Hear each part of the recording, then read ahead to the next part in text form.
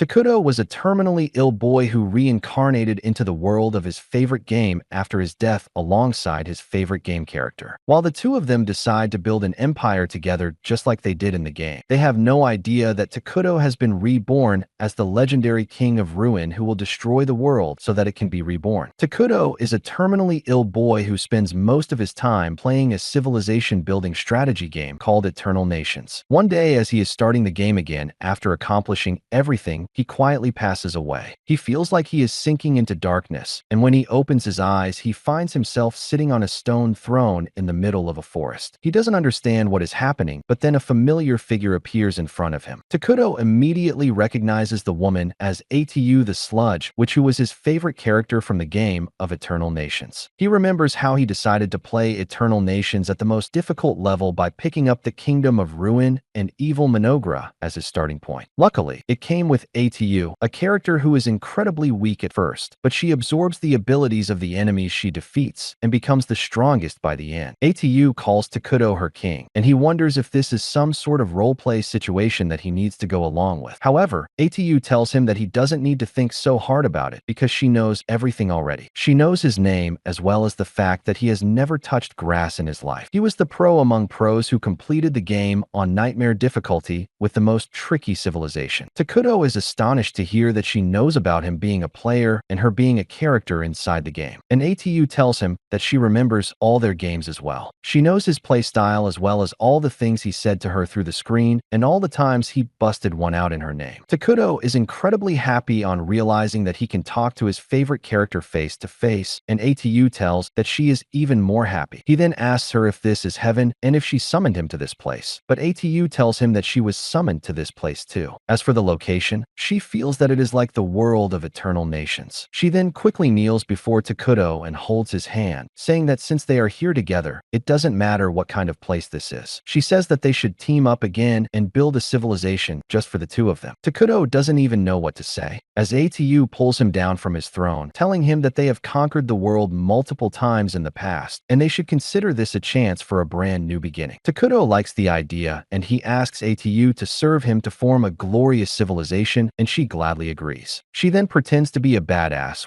and officially pledges her loyalty to him. But then both of them get embarrassed at those cringe-level dialogues. With that, Takuto tells Atu that she already knows what is the first thing they do at Minogra. She affirms, saying that they will become Shudens and hide their existence from the rest of the world. The next thing that Takuto does is using his emergency skill to produce a giant-sized bug to scout the nearby area. Takuto and Atu discuss how it is one of their core rules to completely hide their presence from other players in the early game, and scouts like this are helpful to gather information without revealing themselves. Takuto then commands the bug to gather information from the surroundings, and it immediately darts away to do its mission. Atu is surprised because she didn't expect things to go so smoothly in this new and unfamiliar world. And Takuto tells her that he can only share the vision of the bug just like in the game. He then says that he spent half of his mana to create the scout, and now his best choice is to create a starting settlement for them. He wishes that he had a bit more mana to create a fighter to defend them, but that is not possible right now. Atu gets a bit depressed on hearing this because she is really weak right now and she can't even protect herself. Forget about Takuto. Anyway, Takuto keeps scouting the area through the bug's eyes, and he says that there is nothing but forest here. Ek gets sad because she can't help him right now, but he tells her that her presence is good enough for him, and she gets really happy on hearing this. Just then the bug comes across a group of poor and tired dark elves. Atu says that this is a good news for them because dark elves are a neutral species, though they incline a bit towards the neutral evil side, and their kingdom is also Loki neutral evil. However, this news worries Takuto, who begins wondering if this is really the world of Eternal Nations. He begins thinking that if there is another civilization nearby, his kingdom is most certainly going to be destroyed right now. But Atu tells him that if they are in any kind of danger, they will flee away together. Takuto tells her that she couldn't be more right, and he decides to keep an eye on the Dark Elves while scouting the area some more for now. While they are doing their silly chants and celebrations, a group of Dark Elves suddenly arrives there. They are as shocked to see Takuto and Atu as they are shocked shocked to see them, and Atu decides to put her life on the line if her master is in any sort of danger. Turns out the leader of the Dark Elves, Gia, was on a mission to find food for his people who are too tired and hungry to move. His assistant told him that they should not be in this forest because legends say that something incredibly evil is sealed away in this place. But Gia told her that he can't back down just because of that, because his people need him. Just as he was thinking that, he suddenly came face to face with Atu and Takuto, who seemed to him like the avatar of evil. He is struck with fear as he can only see a black silhouette in place of Takuto. And now he is sure that the stories about something incredibly evil in this place are not false. He thinks that if he makes a mistake here, his entire clan could be wiped out. So he quickly kneels before Takuto and introduces himself. His followers do the same, and then Gia apologizes to Takuto for trespassing in his territory. Ed suddenly starts acting like a gangster and says that it is good to see that they know their place. She asks him why did the Dark Elves come here, and Gia begins his sob story to get some sympathy. However, Adu gets bored and tells him to get to the point quickly, scaring the out of him. He immediately tells her that his clan was banished by the council and they are being persecuted even now. Suddenly, Takuto asks him if they faced great difficulty, and Gia freezes from panic. However, when Atu tells him to answer the king's question, he explains that their clan was punished unjustly and they were forced to enter these cursed lands to stay safe. However, their food supply ended a week ago, and now his people are starving because they haven't been able to find any source of food here. Gia starts thinking about the hardships his clan faced when all they wanted was to live peacefully. He wonders if Takuto will be cruel to them too. But to his surprise, Takuto throws some apples at him, telling him that he should try them out because they are delicious. Gia has never seen apples before, and he is doubtful about them. But his followers don't have his patience, and they begin gobbling down the apples while exclaiming how sweet they are. Takuto suddenly creates some pears too, and Gia is left completely stunned. Atu asks him why is he not eating the fruits that her master has so gracefully given him, and the Dark Elf immediately bows before Takuto, saying that there are more people in his tribe who are starving. He wants to feed them, especially the children, before himself, and Takuto takes pity on him. He starts summoning a huge amount of food, much to Atu's horror and Gia's shock. Dark elves like him have always been discriminated against because people believe they belong to the dark side and no one has ever tried to help them before. Now he asks Takuto who exactly is he, but he just tells him to take the food to his people. Gia and his followers soon return to their camp with the food, and everyone finally gets to eat till they are full. Gia, however, refuses to reveal how he got the food to other elves. But at night, while he is sitting alone by the campsite, the clan elder arrives there. He remarks that the fruits he brought earlier were different from anything he has seen in his long life, and they were more tasty than any other fruit. He asks Gia where did he get those fruits from, and he tells the elder about his meeting with the legendary evil being. The elder is shocked because Gia met the King of Ruin who is mentioned in ancient books. He says that according to those books, when the world has become too full, the King of Ruin will appear and destroy the world so it can have a fresh start. Gia feels like Takuto meets the description of the King of Ruin. But truth be told, he couldn't even understand a single thing that Takuto said, and he only acted on hints that he got from Atu's behavior. The elder is not sure about that part yet, but he asks Gia if he gave Takuto anything in return for the food. He says that he didn't give anything in return, and the elder says that no evil being would show mercy to someone without getting something in return. Gia, however, believes that Takuto is a merciful being who took pity on his people's suffering, and that angers the elder. He asks Gia how can he talk about an evil being with such respect. But after a bit of debate, he realizes that Gia did his best and secured food for his people. After that, Elder Molter declares that he will negotiate with the Dark King as the senior most dark elf, and hopefully their clan will be able to get the peaceful life they have always dreamed of. On the other hand, Atu scolds Takuto for using his mana to create food for the elves when he doesn't have enough for it. But the moment he tells her not to be upset at him because he needs her, she starts acting like AS again. The next day, Gia gets ready to visit Takuto again, and Elder Molter asks him if he is ready to face the king. He believes that since they have already accepted charity from the Dark King, they must be ready to pay any price he asks in return. Gia objects, saying that Takuto never said anything like that, but Molter replies that it is just the way of nature for evil beings to ask for compensation in exchange of the good deeds they do. However, he agrees that they need to keep relying on Takuto to survive because no place else is safe for them. The two of them decide to go to Takuto together, unaware that his insect scout was keeping an eye on them the whole time. Takuto immediately calls the bug back to report to him, and when he learns that the elves are coming, he just wishes that they take the rest of the food he prepared for them yesterday and leave quietly. He gets nervous as he explains that he gets nervous and can't communicate properly, so he doesn't know if he can negotiate with the Dark Elves. Atu tells him that she will do it for him, and it will also show the Dark Elves that her king doesn't even talk to the likes of them. Soon after that, Molter and Gia arrive there, and the old elf greets Takuto with some chat GPT-generated salutation, thanking him for providing food to his people. He then asks if he can know the name of the person who helped them, and on receiving Takuto's permission, Atu shares his name, declaring him as the King of Ruin. Both the Dark Elves are shocked to have their fears confirmed, and then Atu tells them to take the food and leave because it won't last long anyway. However, Molter says that he wants to repay Takuto for the kindness he showed them and asks what can they offer him in return. It simply tells them that they won't have anything that will be able to satisfy her king anyway, so they shouldn't even bother trying. She asks the elves if they really have anything they even consider valuable, and Molter hesitates because there is nothing like that with them anymore. Atu gives him a death stare on seeing him hesitate and asks if he is plotting something. Molter starts panicking, and Takuto realizes that the negotiation is going very badly now. He suddenly calls Atu to discuss their approach, and she gets mad because Takuto is planning to be too lenient. She tells him that these two losers don't even know how to negotiate, and at this rate, they will only become obstacles in his path. She suggests killing them all and putting their heads on pillars around their base. But Takuto asks her to stop turning into that one Austrian painter. He says that the elves just want to coexist peacefully with him, and they want to pay him back for the same reason. He suggests that they ask them to pay in a way they can rather than giving them food for free, because it will keep their relationships with the elves good. Atu can't argue with that, and she tells the elves that her king has decided to accept their offerings. On seeing the relief on Molter's face, both Takuto and Atu realize that he was so nervous because he thought of Takuto as the typical evil being. Atu rebukes him for that, but then she gets confused about what to ask in return for the food. Suddenly, Takuto gets an idea, and he tells her to ask the elves about the outside world. Molter is really glad to hear this, and he swears to tell Takuto everything he has seen and heard in the outside world in detail. Atu says that once he has done that, he is supposed to leave the forest with his tribe immediately, and that shocks both Gia and Molter. They say that they would like to keep living in the forest under Takuto's mercy, but Atu tells them to stop being greedy if they want to live. Gia tries to argue, but Molter shuts him up, saying that they need to obey the command of the king. They begin to leave, but now Takuto feels bad for casting them out. He suddenly gets an idea and tells Mortar and Gia to become his citizens. Both of them are shocked to hear this, but not as much as Atu, who asks Takuto what the hell is he doing. He reminds her about the refugee system in the game, which allows them to take in different species as their citizens. He remarks that since Dark Elves are a neutral species, they will easily adapt to the evil attribute of their kingdom, and then they can coexist with the other species living in their kingdom. Atu is still doubtful because species with evil alignment tend to have conflicts among each other. But Takuto reminds her that their main species called homunculi look like humans that were taken apart and put back poorly, and they can't spend all their time with them. Adu immediately agrees with him as soon as the creepy image of the homunculi pops up in her mind. She turns to the two elves, telling them that Takuto plans to build a kingdom here soon, and he is ready to accept them as his citizens if they pledge to serve him. Molter is taken aback at this, and he asks Atu what will happen if they choose to become his citizens, and she makes it clear that they will become evil beings, but she tells them that it is more fun than they think to be evil. Soon after that, Takuto and Atu head to the settlement of the Dark Elves, where everyone is ready to welcome him. Everyone is terrified of him, and some of the weaker ones faint just on seeing one glimpse of him. Takuto takes his throne with Atu by his side, who tells the Dark Elves that now they are going to become the citizens of their kingdom. She asks Takuto one final time if he is sure about it, and just as he gives his permission, the elves are accepted into his kingdom, and Atu congratulates them because now their survival and safety is guaranteed by their new king. Jia wonders if that is all, because he doesn't feel any different even though he should have become an evil being. Suddenly, he regrets his words as intense hatred erupts inside him and the other elves. They think about the people who hurt and prosecuted their kind and are filled with the desire to get revenge, and the two normal elves with them are worried about seeing everyone suffering. Takuto asks them if they are fine, and Jia is moved to tears on realizing that someone cares for him and his people now. The Dark Elves start cheering on Takuto with tears in their eyes, and he is low-key overwhelmed by this. A few days later, Takuto receives a map of the continent from Molter, and he crashes out just as he sees it. Atu asks him what is wrong, and he tells her to look at the map and see what a shitty starting position they have. They are on a continent continent where two huge and powerful civilizations are already present. One of them is the Holy Kingdom of Qualia, a nation of humans who worship the god Arlos, and they are a hardcore good alignment civilization. On the other hand, there is Elnan, the alliance of elementals where elves who worship nature live. They are also aligned to the good side, and Atu panics on realizing that if they find their kingdom, they will quickly erase them. She crashes out along with Takuto, but then he calms down, saying that as long as they are not discovered, they can become stronger. He says that in the game, their main species, Hunuli, are really dumb, so they can't do much research. But now that they have dark elves, things should be better on that end. Soon after that, the dark elves pay him a visit, and this time, Gia has brought along his assistant Emily with him. He tells Takuto that Emily is a smart nerd who knows a lot of stuff about other kingdoms, so she will definitely help him out more than them. It tells them that the king is pleased with their dedication, and then declares that they are going to take up important jobs from now onwards because it is what Takuto wants. First, she assigns Molter the duty to look over the internal affairs of the kingdom, and says that she has high hopes from him because she has learned that he knows magic as well. Next, she makes Gia the head warrior of Managra and tells him to build up a strong army so that they can defend themselves. She leaves recruiting soldiers into their army entirely to him, and he gets hyped up saying that he will kill all their enemies and display their heads as trophies. But Takuto is already grossed out. He says that war is barbaric, and Atu tells the confused Gia that their king prefers peace, so he should keep that in mind. This confuses the elf warrior even further as he wonders why would the king of ruin love peace. Well, Molter taunts Gia and then immediately gets up saying that unlike Gia who only has muscles instead of brain, he will be more helpful. Gia takes this as a challenge, and he tells Takuto that he is young and strong, so he can work more without rest. Atu doesn't realize that they are just competing to get Big Evil Daddy's attention, and she thinks they are workaholics. She asks Takuto if they should give them a mission to collect resources, and he suggests that they should order them to beautify the terrain and create some houses. Atu immediately conveys this to Molter, telling him to gather enough timber to build homes while leaving the forest mostly intact. Molter says that he will immediately get to it because dark elves are forest dwellers originally. Takuto then tells them to reforest the parts they cut out, and this confuses the elves because they haven't heard the term. Takuto realizes that their civilization might not be as advanced as to understand reforesting, so he asks them if they know about military magic or the 6 major elements. Molter says that he only knows about the 4 major elements, and Emily says that she has never heard of any country using military magic. Takuto and Atu realize that this world is much more primitive than they thought, but it is actually a good thing because once they progress their magic technology, they can quickly overtake other nations. Atu then explains that reforesting means growing new trees in place of the ones they cut off, and the Dark Elves say that they do that too, but they can't use magic to grow them quickly. Atu says that reforesting uses the 6 major elements to quickly grow the tree, and she suddenly gives the credit for this discovery to Takuto, even though it is a big fat lie. She keeps glazing Takuto, saying that he created the unique fruits they ate earlier and how grapes are her favorite. Emily agrees with Adu and says that she tried planting the grape seeds and some plants have already sprouted. This comes as surprising news to Takuto, who didn't think it would be possible to grow anything here. However, he quickly realizes that he could create the fruits from Earth here with magic, which means he might be able to create other things. He tests his theory out by creating a coin and realizes that he can create gunpowder and other science stuff. In that way, he can advance his civilization much faster than other kingdoms. But that's where this video ends. Remember to like and subscribe to the channel. Thanks for watching, and I'll see you next time.